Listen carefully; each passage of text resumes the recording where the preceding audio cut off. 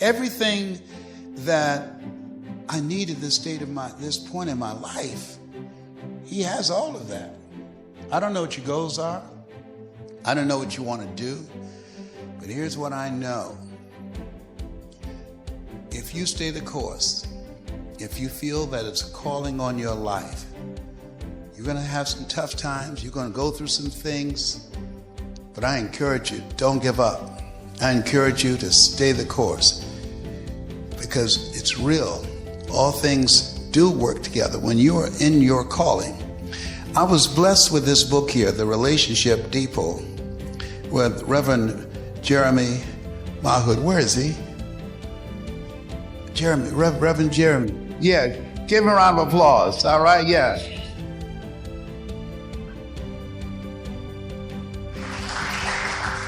I don't know what made him bring this book, but I sure need it now. Oh my God, I need this real bad. But I encourage you to get it. It's a book that I was back there reading in it, and it said, you are what you have committed yourself to. And I want you to think about your goal and dream, something that's important to you, something that gives your life a sense of value and importance and significance. My first major goal was to buy my mother a home, to take care of her. And most of you know my story. I was a foster kid, then Mama adopted us. I stand on this stage because of two women. One gave me life, and the other one gave me love. God took me out of my biological mother's womb and placed me in the heart of my adopted mother. And as a kid, going to work with my mother, who cleaned homes on Miami Beach for wealthy families, and you might have gathered I'm a mama's boy. And I would say, Mama, what is it, Leslie? When I become a man, I'm going to buy you a big, beautiful home just like this. And she would say, oh, Leslie, you don't have to do that. And I said, no, Mama, but you didn't have to take us in either.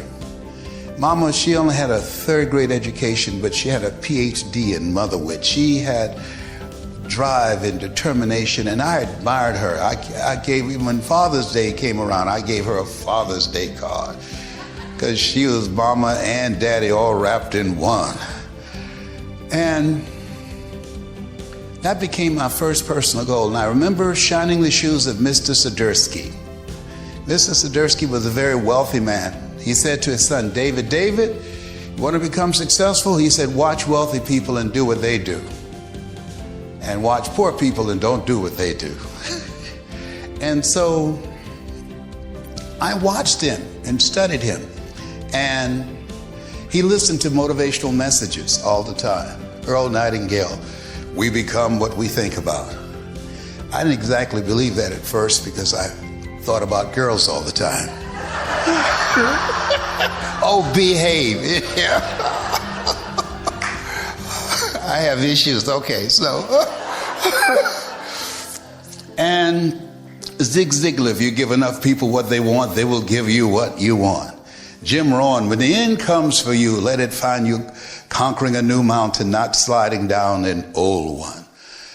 As I was listening to these messages, unbeknownst to me, it was expanding my vision of myself. I want you to think about some goal that you have, some dream that brought you here. I don't know you, but here's what I know about you. You and I are cut from the same cloth. We're branches of the same tree. If you did not know in your heart of hearts that you could do what I've done plus more, you would not be here. You'd be home watching television or some happy hour somewhere else. But you're in this room, and I now know at this stage of my life at 74, things don't just happen. They're things that happen that have value and for meaning if you're aware.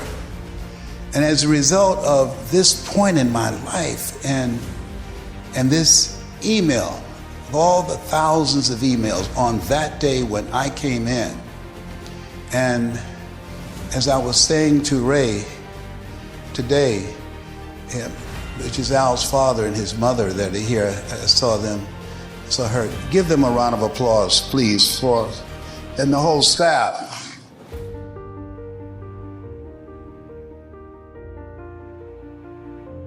That night, I was thinking about my life and reflecting. I'd spent some time at the Cleveland Clinic. I'm a 27-year cancer conqueror because of God's grace and mercy. And that night, yes, I kept hearing them say that the medication they'd given me every 3 months, that it wasn't working anymore, and they were going to provide palliative care. And they were giving me something that they knew it would perhaps give me maybe 2 years. I said, what does palliative care mean? And so my friend, who was a nurse, and she said, that means they're going to make you comfortable. I said, make me comfortable? I'm going to fight for my life. I don't want to be comfortable. You know? I need somebody on my team that will be ready to fight. I want to put up a fight. I'm not just going to leave here quietly. No. How many of you understand what I'm talking about? You know, no. As you think about your goals and dreams, here's what I share about you. Hey, life is a fight for territory. If it's peace of mind, if it's your health, if it's your relationships, it's a fight for territory. And once you start fighting for what you want, what you don't want will automatically take over. And so I want you to think about some personal goal. Mine was to buy my mother a home. I did that and took care of Mama until she made her transition at 89. What's some personal goal that you'd like to achieve? Mine have changed. Now, my kids, I'm a grandfather and I'm a great grandfather. And so my goal is to help them to develop their skills and knowledge. And I train speakers to help them to become voices of hope. We learn, we earn, we pass it on. I know a thing or two because I've seen a thing or two. And here's what I know about you, and I don't know you. That whatever brought you here, don't stop. You want to have as many experiences as you possibly can, because you want experiences that will reinforce your sense of self. I don't know you, here's what I know about you. You have something special. You have greatness in you. You have the ability to do more than you can ever begin to imagine. Now I want you to be with that and marinate yourself in that, because we live in a world where we're told more about our limitations rather than our potential. And when you have goals and dreams, things are going to happen you can't imagine. I'll never forget when a doctor looked at me and said 27 years ago, you have cancer. 3 of the most feared words in 7 different languages. You have cancer. Can you give me a second opinion? Yes, and you're ugly too. Oh, behave, I'm sorry. I got problems. I got issues, okay. I tickle myself. Okay. So, and you know, it's amazing. I start praying every night. I used to pray in bed. I start getting down on my knees. I was calling on Jesus, Yahweh. I was reading the Bible, the Holy Quran, the Kabbalah. It's amazing how spiritual you become when you think you're about to leave here. I increased my tithes by 20%. Look here. I'll never forget. Oral Roberts had this promotion. Oral Roberts, when he was alive, he said, you know, I have a special prayer cloth that will give you a healing. And so I'm listening. I was about to change the channel, and a guy came on. I had prostate cancer, and I bought the prayer cloth for $3, and I was healed in the name of Jesus. I said, ooh, okay. So I pulled over, you know, I wrote the number down. I sent him $100. I said, send me the prayer box, a blanket. This is a true story. You can't make this stuff up. And they said, put the prayer cloth in the affected area. So I stuffed it in my underwear, you know. So I'm in Detroit, Michigan, church pack. I had a PBS special called You Deserve. And so people were very glad to see me there. And I was up giving a presentation. When I speak at that time, I would move. Yes, you got to go after your dream. You got to give it everything you have. And I saw people of this side looking behind me laughing. I'm saying, what are they laughing about? I looked around and the prayer cloth had come down my leg. And I had left a little trail. I said, you can laugh if you want to. I don't care how much you laugh. I feel like I'm healed. I got behind the podium and put it right back in.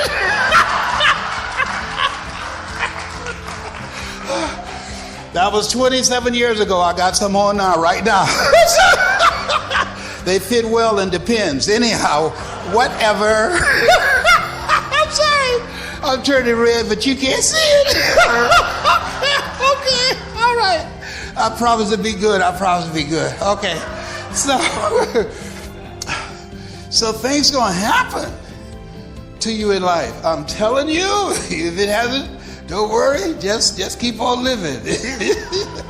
Forrest Gump knew what he was talking about. Life is like a box of chocolates. You never know what you're going to get. So mental resiliency is very important because you're going to take some hits. And so working on yourself, particularly now, there's no such thing as job security. This is a time where the late Peter Drucker called the era of the 3 C's: accelerated change, overwhelming complexity, and tremendous competition. So one of the things that I encourage people to do is have an ongoing process to work on yourself, because you're going to take some hits. And it's a part of this thing called life. In life, you're either in a problem or just left one or headed toward one. How many know that to be true? Raise your hands, please. And you will meet Murphy's Law. And if you don't know who he is, just don't worry, he's out in the parking lot waiting for you. I never forget when I, early on, was building my business, and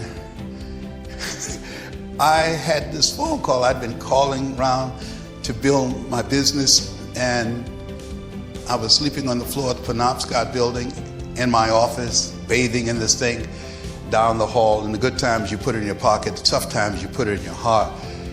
And I'd been calling a variety of companies, and I decided to call them back again. And this lady said, "You're not Les Brown, the motivational speaker." I said, "Yes." "No." I said, "I am." She said, "I played one of your cassette tapes for my son. And he came home, he pulled up his pants and stopped smoking weed. He had dropped out of school. He's back in school now. He's on the honor roll." She said, "I would love for you to come to our company." I said, "Is that right?" She said, "Yes. And bring a lot of your cassette tapes, because our people love good material, and I will recommend you personally. I'll come on stage and tell them." I said, "What do you think I should do in terms of product? What volume?" She said, "Well, it's going to be over 6,000, 7,000 people at our convention. If you get like $50,000 worth of products, that would be great." I didn't have that line of credit, so I called the guy who was duplicating my materials and said, "Listen, Arnold, listen, man, I've got an opportunity to speak, and they told me I should get at least $50,000 worth of tapes." I said, "Man, I need your help." He said, "You don't have that line of credit." I said, "I know, but let me just get her on the phone." And so I called her back, and I said, "Can you hear her voice?" I had another line, and he said, "Yes." I said, "Tell him what you just told me. We're going to have about 6,000 to 7,000 people and Les Brown material. It changed my son's life, and I'm going to promote him personally on stage." I said, "Come on, oh ye of little faith, duplicate the tapes, man. I'm going to sell them all," and hung up. So he did. And she said she's going to send the contract out. A week came by, no contract. 2 weeks came by, no contracts. I didn't want to seem desperate. 3 weeks, I started getting nervous. So I called. I said, "Hello, yes. This is Les Brown calling. May I speak to Evelyn, please?" I said, "Evelyn died." "She died? Did she say anything about me?" "No." "What are the arrangements?" It told me it was like that Friday. Oh Oh my God. So I was in Detroit. I flew to Chicago to make sure it was her because I saw a picture of her, and it was her. It's, oh my God, Evelyn, why now? So I was crying so hard, they sent me with the family. I know people probably thought I was the black sheep of the family. So when I got back home, they delivered all those cassette tapes at the hotel. At the Penobscot building. I was trying to sell them in the airport. I was looking like a Mooney. Would you like to buy some cassette tapes? I'll never forget when I went back to my hotel room and my materials looking at me say, "You got some motivation now, motivator?" You got to be hungry, huh? Oh my God. That was an experience. I was saying, God, why would you let this happen to me? He said, yeah, why not you? Who would you suggest? Boy, it's called life, this thing called life. As you think about your goal and dream, let us say together, it's possible. Say it with conviction, it's possible. Let us say together, it's necessary. Yeah, you're going to go through some stuff, but you've got to decide that it's necessary, that you're going to live your dream in spite of the setbacks, in spite of the disappointments, in spite of people letting you down, in spite of things happening that you can't anticipate, in spite of running out of money, and in spite of people making promises, you can count on me, and they won't be there. It's a part of the process. Make it not strange that you face the fiery furnaces of this world. You will, not you might. You will have tribulations. It's a part of the process. Let us say together, I will grow through it and become better because of it. Yes, it's been said, in life you will always be faced with a series of God-ordained opportunities, brilliantly disguised as problems and challenges. So it's necessary that you have a perpetual sense of optimism that no matter how bad it is or how bad it gets, I'm going to make it. Even when you have no evidence to support that. That's why we're taught, judge not according to appearances. Because things can happen that you can't even begin to imagine when you're committed and you give your all. I believe this. All things work together for good for those who love God and call according to his purpose. That there's a calling on your life. There's something that you're supposed to do. And sometimes we have to experiment to find it. I didn't do what I'm doing for 14 years because I don't have a college education. Because I was labeled educable mentally retarded and put back from the 5th grade to the 4th grade and failed again in the 8th grade. Because I didn't believe I could compete with people with PhDs and MBAs and years of experience in corporations that I didn't have. I remember seeing Tony Robbins in an infomercial, and I sent Gunther Rinker and those guys one of my best speeches, and they said, man, you're good and you're black. And I wrote him back and said, I never would have known that if you had told me.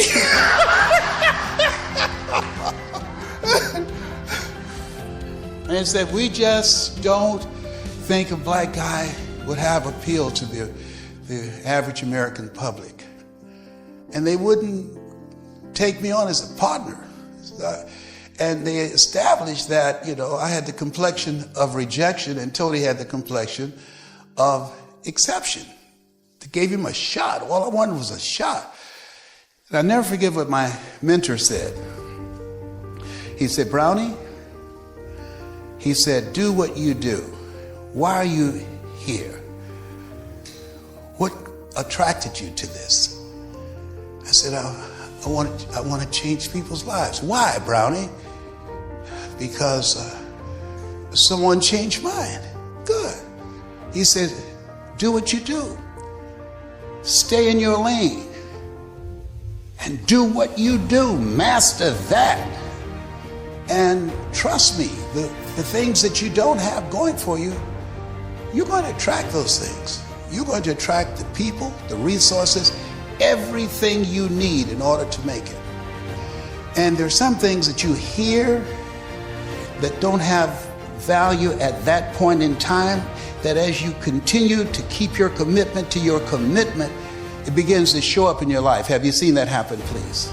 I've never had up to this point, as long as I've been in this business, anyone that has a skill set that Al has. Been doing this before he was born. Next year will be 50 years. And when I read now, your latter years will be better than your former years because of this collaborative, achievement-driven, supportive relationships, because I kept the commitment through all the disappointments, through all the setbacks. I just kept holding on and kept falling forward. That things begin to happen. I can share this with you. It's going to happen for you. You're going to go through some stuff that you can't see the light at the end of the tunnel. You're going to go through some stuff that you sometimes will feel powerless in the face of it, that you feel helpless, and it just doesn't look that there's any way that you can pull it off. But I can share with you, based upon what has happened to me, that don't give up. Hold on to your dream. Hold on. I remember when I was sleeping on the floor of the Penobscot building, and Larry DeAngie, he wrote a book called Soar with the Eagles, and my cousin Boo, who since made his transition, when the janitorial staff came in our office, I was on the 21st floor. 7 is my lucky number. I'm one of 7 children. My birthday is February 17th. And so we would hide in the closet from the janitorial staff. A new guy came on, and he heard a sound in the closet. Larry broke in. I said, "God, Larry!" Guy opens the closet door. There we are in our underwear. I looked up. I said, "It's not what you think, big boy." This guy backed up. He cracked up. He said, "I'm not going to tell on you, I promise." He said, "I wonder what you're going to say." I said, "I know, I'm sorry, man. But you know you're not supposed to be up here." I said, "I know." I said, "No," I said, "I'm going through a tough time now." I said, "I know this is not an apartment, but just give me a shot. Don't tell on me this time." He said, "I won't." And he did not. And finally, management did call me in and said they didn't want me living in my office. And I said, "If you will help me, sir." I said, "You don't know me." I said, "I'm right there. I'm right there." I said, "You know," I said, "I promised my mother I would take care of her. She adopted us. And I just need a little help right now." Repeat after me, please. Ask for help.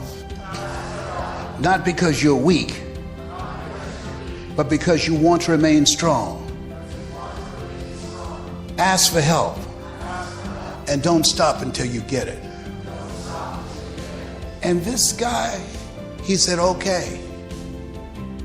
He said, "All right, I will." I said, "If you give me 60 days, I said, I'll make enough money that I'll pay the rent here and I can get some other offices." And he did. And I was asked to speak at a place called the Church of Today. Bless you. With Jack Boland. I got presence of mind, don't I? Don't let this 74 fool you, baby.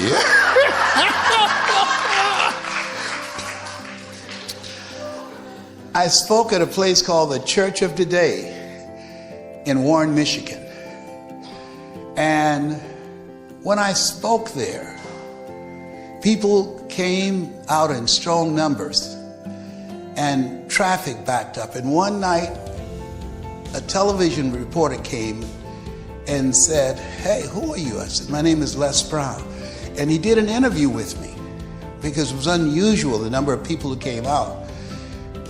A guy named Michael King was in a hotel room and he was inebriated. And he said when he heard me speak that all of a sudden it jolted him and he started listening. He called and asked at the Church of the Day, "How can I get in touch with that guy?" Then he called me in my office. He said, listen, I want to talk to you about doing a talk show like Larry King. What's his name? The guy who does those sleaze shows. I can't say. You know I'm talking about, sensation. What's his name?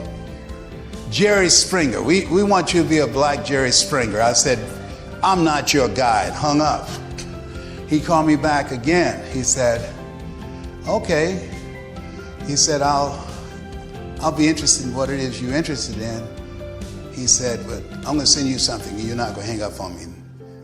You're going to call me back. So, okay, thank you very much. I hung up. Then I got a call in my office. Sue Burkhardt was down at the other end of the office. And she said, you won't believe this. I said, Sue, why are you calling me on the phone? We're right in the office. She said, I was so nervous, I couldn't believe it. I just opened up the mail. I said, well, come on down. Why are you nervous? She said, look at this. And it was a check that this guy, Michael King, I had no idea, it was King World, check for $1.2 million with my name on it. I said, this can't be real. I called it back and said, hello, may I speak to Mr. King, please?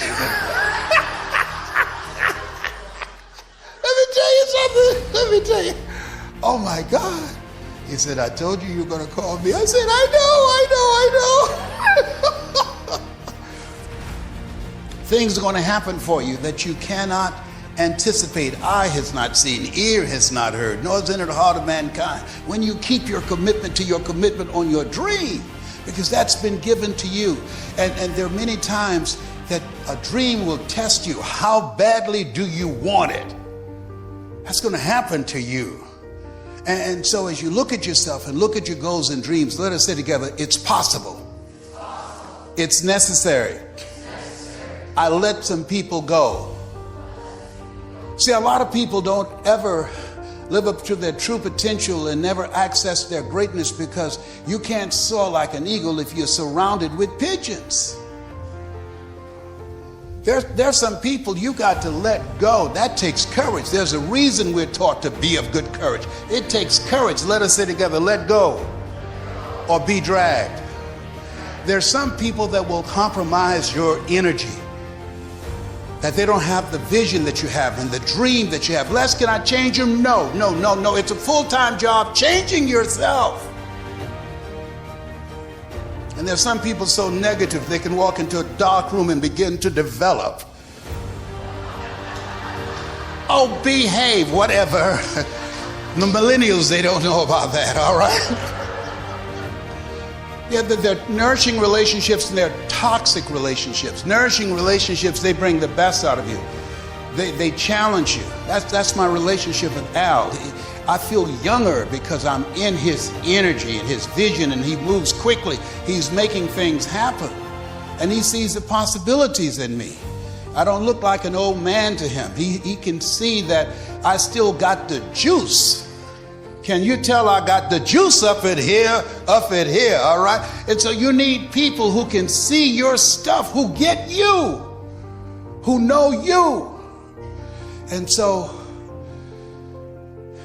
would you write this down? Upgrade your relationships. Jim Rohn said this, look at your relationships and ask the question, what is this relationship doing to me? Am I growing mentally and emotionally and spiritually? What is it doing to me? Am I becoming a better person? You have a 41% greater chance of reaching your goals when you have accountability partners. You want to create, as you look at your goals and dreams, a strategy for working on your mindset. Because you don't get in life what you want, you get in life what you are. People don't live life as it is, they live life as they are. No one could have told me, given my circumstances, if my birth parents stood up and said, hello, son, I would not know either one. No one could have told me, being labeled educable, mentally retarded, and failing twice in school, that in an hour and a half, I could earn over $450,000 in an hour and a half. And I don't say that to impress you, but to impress upon you of what your potential is. You've got some stuff in you that you don't even know right now. And the reason you showed up here, it's only for me to confirm and to validate that which is already in you. If you didn't know in your heart of hearts what I'm saying is true, you wouldn't be here. You'd have left already. I'm an assassin. I'll kill every demon in you, every mediocre demon. Trust me on this. You better run while you can. This is no time to be average. The reason you showed up because you know you've got greatness in you. Let us say together, I've got greatness in me. And it's my time to express that greatness. Shake someone's hand on your right and left and say, I'm ready to bring it out. Do that right now. Shake somebody's hand on your right and left and say, I'm ready to bring it out.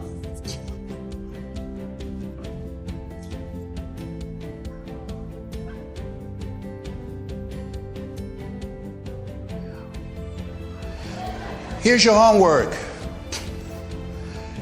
Get a 3x5 card and write on one side, I give thanks. Like on my card, I give thanks. I'm healed of cancer. I give thanks. I read that a minimum of 3 times a day. On the flip side, I read Matthew 7:7. Ask and it shall be given. Seek and ye shall find. Knock and it shall be open. For everyone that asketh, receive it. He that seeketh, find it. To him that knocketh, it shall be open. I read that a minimum of 3 times a day. Why? Been 27 years, hasn't happened yet. When will a baby walk? It will walk when it walks. And some walk sooner than others. When will it talk? It will talk when it talks. When will you be healed? You will be healed when you are healed. So don't give up. It's what Og Mandino said. He said, persist until you succeed. And I'm learning some things. There's some things that I used to be concerned about. I'm not concerned about anymore. When someone looks at you and says you have cancer, there are things that you used to worry about. You don't worry about them anymore. I screen various phone calls. I don't take everybody's call. Why? I don't have the mental bandwidth for it. I have a criteria before I take a phone call. This is worth writing down. Number 1, is it positive?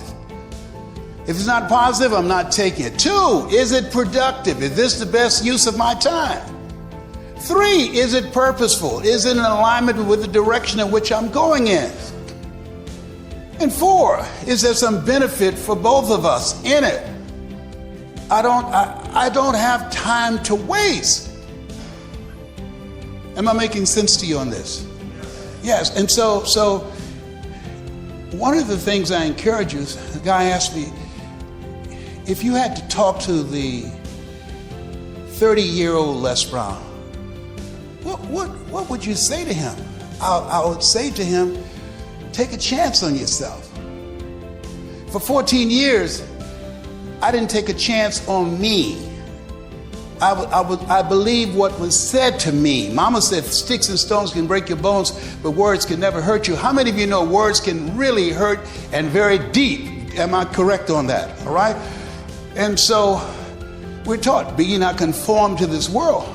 And so in the environment where I was, I remember one of the worst moments of my life. I was 5 years old, went downtown with Mama, and I saw this water fountain. I let her hand go, and I ran up and started drinking from this water fountain, Miami, Florida, 95 degrees. Mama grabbed me by the neck and started beating me, punching me in the face and the head. I'm, Mama, please. Mama, it's me, with a crazed look in her eyes. And I had no idea. Why would you do that? Please, Mama. And then this white police officer came up and he was hitting his nightstick in his hand. Okay. You beat that little nigger boy enough. That's okay now. He's learned his lesson. Now, I won't have to beat him. Mama said, thank you, officer, thank you. As he walked away laughing. And I said, Mama, why you beat me like that? She said, Leslie, you could never drink from that kind of water fountain. It's for whites only. Had he hit you with his nightstick, Leslie, he would have had to kill me. And I'd left you and your brothers and sisters. to fend for yourself. I had to make a quick decision. It was hard. I'm so sorry. I said, Mama, it's okay.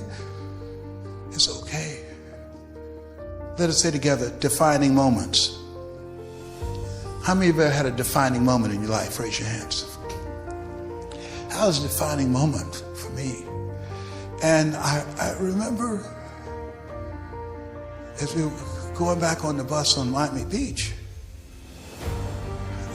I'm like 5 years old and I couldn't understand why could I not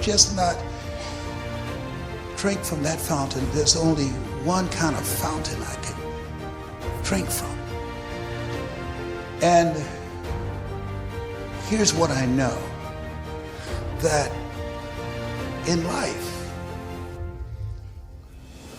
you're going to encounter some things.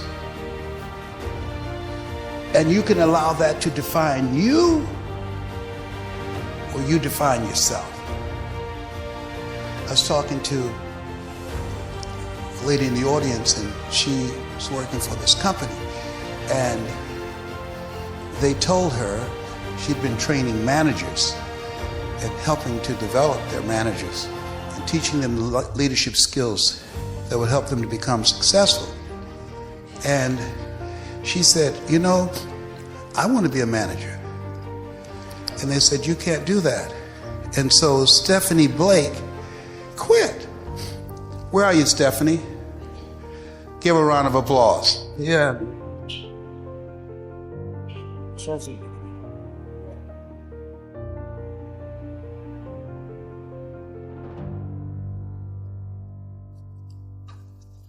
So Stephanie quit. And she decided that she was not going to allow them to define her future and who she was going to become. So now Stephanie, she speaks, and on her card she said, we help you live the life you've worked for.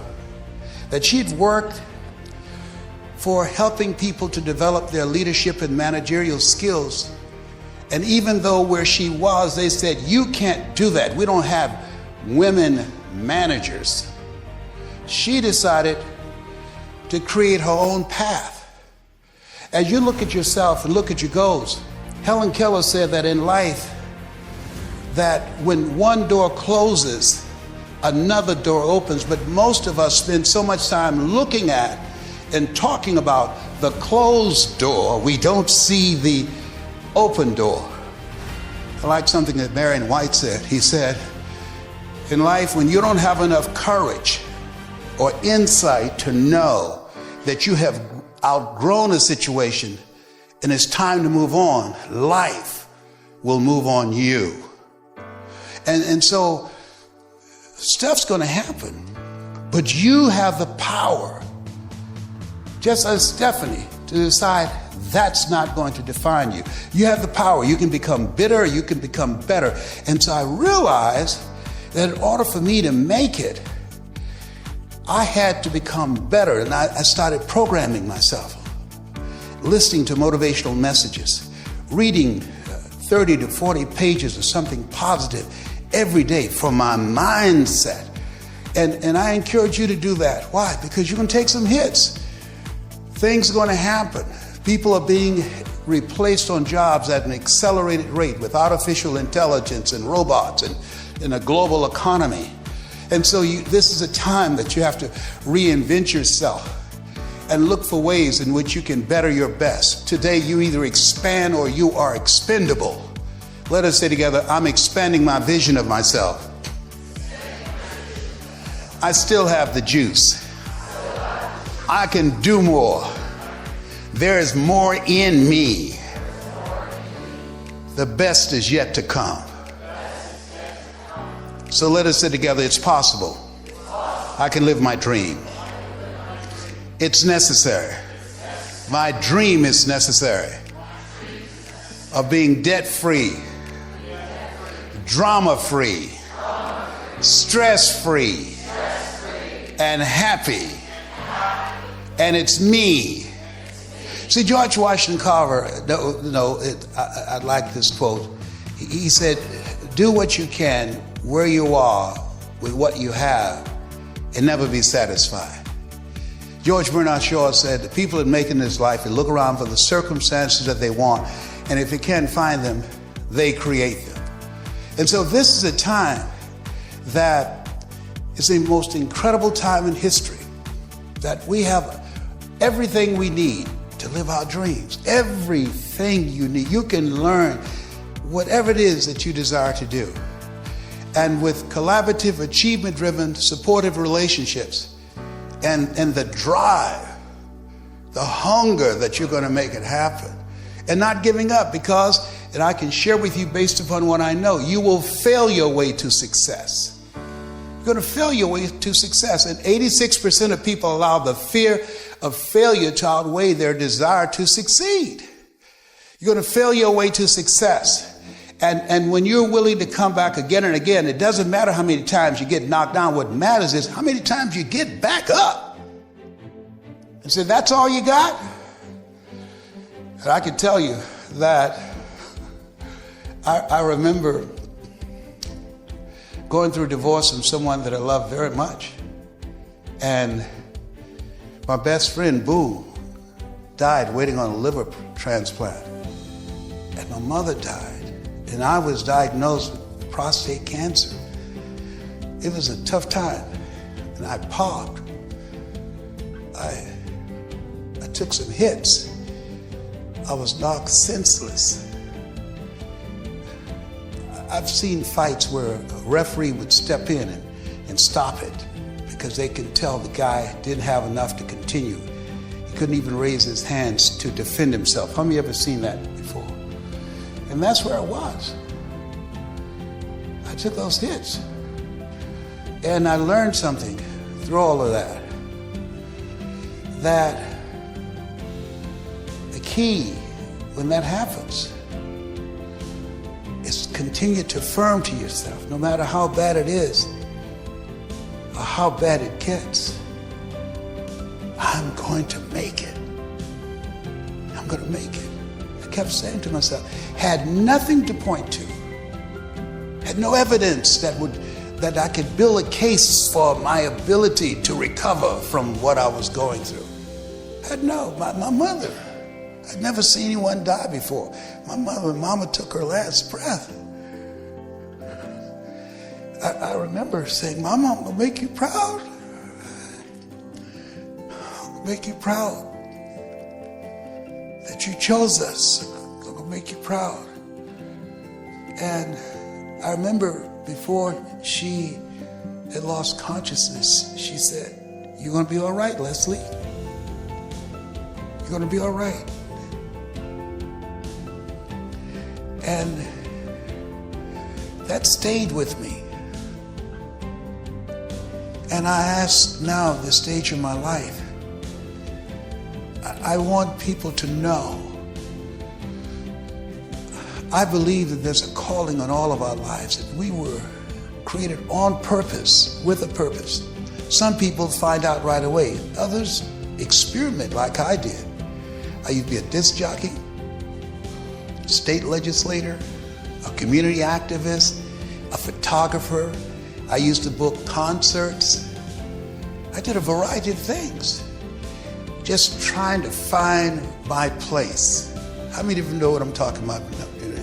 Just trying to find something that resonated with me. My granddaughter, she's working as a security officer at this place, and she said, Grandpa, I gotta leave here. I said, why? She said, this is not me. I'm supposed to be designing clothes for people. That's what I'm supposed to do. Walking around a parking lot or riding on this little cart to make sure somebody's not stealing a car. This is not me. It's about to drive me crazy. I said, baby, I said, a friend of mine named Darren, and he's written a book called The Misplaced Life. I said, you're living a misplaced life.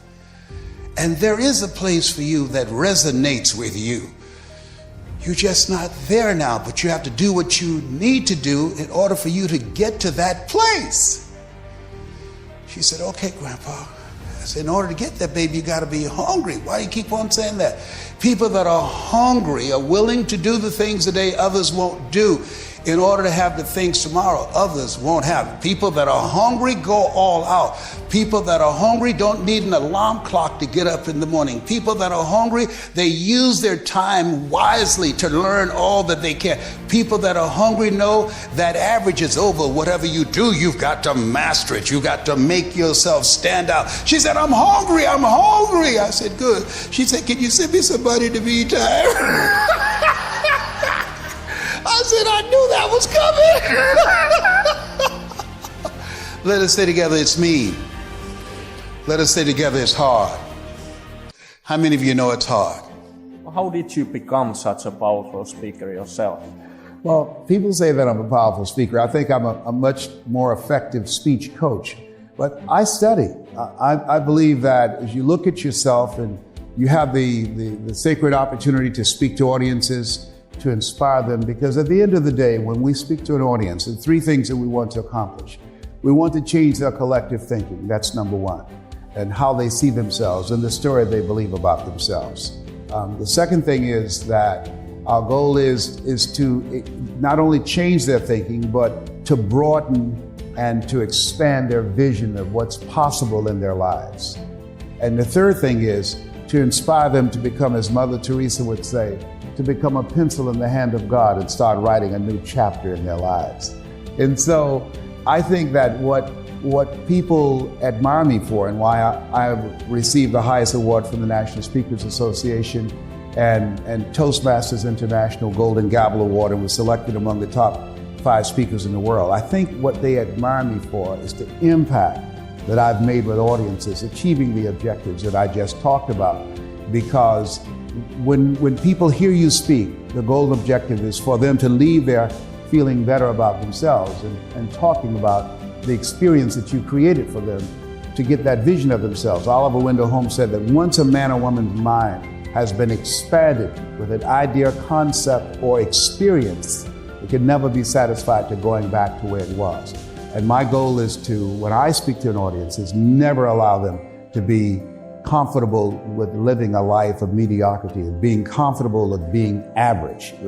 People who are living a level of being average, those individuals are going through life doing the things that they feel that they need to do. But when you're an entrepreneur, you're living from a place of responsibility. You go through life doing the things that you are called to do, that you see yourself answering the calling on your life, doing those things that create value for people, that will make a difference in people, and that will leave a legacy. How many of you, since you've been here, you have gotten some value that will impact your life personally and your bottom line? Raise your hands, please. That's what it means. It consists of the wills and the will nots. In order to be successful, you must be willing to do the things today.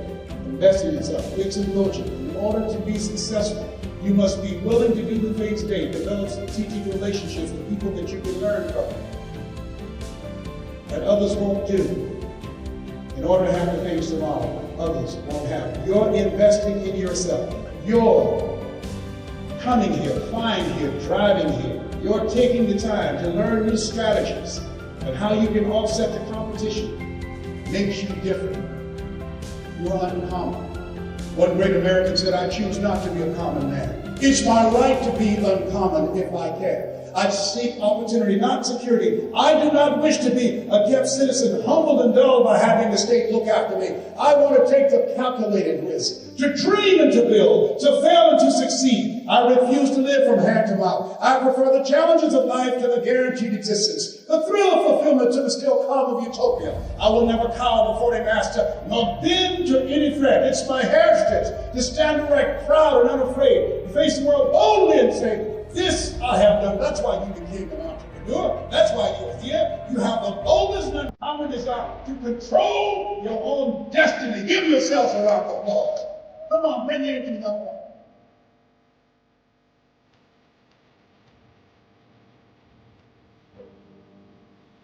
How do you get ready for an important speech? Well, one of the things that I teach in terms of preparation for speech is find as much about the audience as possible. Who are you going to speak to? Do what I call communications intelligence. You want to get all the information about that organization, the mindset of the audience, what are the goals and objectives they want to achieve. We have a needs assessment that we will provide for you. What is it that these entrepreneurs are looking for? What are their strengths? What are their weaknesses? What do they bring to the table of business? How do they see themselves locally and globally in the scheme of things? What is it at the end of that presentation that you want people to walk away from? And then what I do is craft a message. And in the embodiment of that message and that presentation and that workshop, the things that will allow them to achieve those objectives. If it's to improve their skill set, if it's to expand their attitude and their vision of themselves and what's possible for them, if it's to challenge them and to inspire them to take their lives to the next level. Those will be the things that we will emphasize in that presentation, that as a result of them being exposed to that experience and the information and all of the things that I've learned over the years of doing this, that they leave there with something of value that they can sink their teeth into, that they can go and start applying it in their lives and in their businesses.